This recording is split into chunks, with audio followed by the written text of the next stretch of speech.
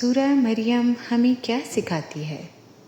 بڑھاپا، سفید بال، کمزور ہڈیاں، اس کے باوجود اللہ سے اولاد مانگتے ہوئے حضرت زکریا علیہ السلام اللہ پر ایسا کامل یقین اور توکل کہ 110 سال کی عمر میں بھی مایوس نہیں۔ وَلَمْ أَكُنْ بِدُعَائِكَ رَبِّ شَقِيًّا، مفہوم ہے کہ اے میرے رب میری ہڈیاں کمزور ہو گئی ہیں اور سر سفید بالوں سے بھڑک اٹھا ہے، اور میرے رب میں کبھی تجھے پکار کر نامراد نہیں رہا۔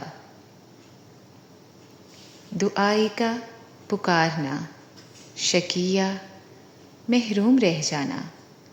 یہاں زکریا علیہ السلام امید کے ساتھ اللہ کو پکار کر کہتے ہیں، اے میرے رب، میں نے جب بھی تجھے پکارا تو نے مجھے خالی ہاتھ نہیں لٹایا، نے مجھے مایوس نہیں کیا، نے ہمیشہ عطا کیا۔ یہ دعا مانگنے کا ادب ہوتا ہے کہ اپنی پچھلی نعمتوں کو یاد کر کے شکر ادا کیا جائے۔ یہ اگلی دعا کی قبولیت کے دروازے کھولتا ہے۔ بات یہ ہے کہ ہم کیا کرتے ہیں؟ میری تو آج تک سنی نہیں گئی، میری دعا قبول نہیں ہوتی، اور پھر نتیجہ کیا نکلتا ہے؟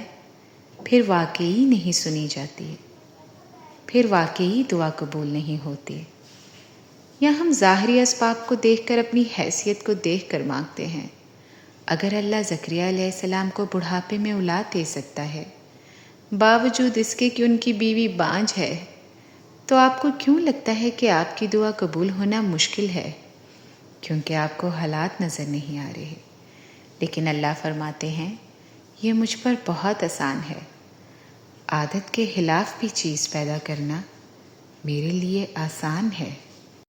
اور قابل غور بات یہ بھی ہے کہ زکریا علیہ السلام اس عمر میں بھی مایوس نہیں، اور اس وقت تک اولاد نہ ملنے پر بھی کہتے ہیں کہ میرے رب میں مایوس نہیں ہوا۔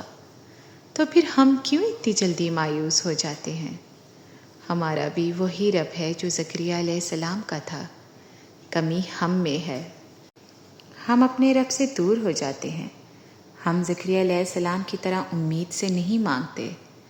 جب آپ کو کوئی دعا ناممکن لگے، جب آپ کا دل کہے کہ یہ کیسے ہو سکتا ہے، تب یہ یاد کر لینا کہ یہ میرے رب پہ بہت آسان ہے۔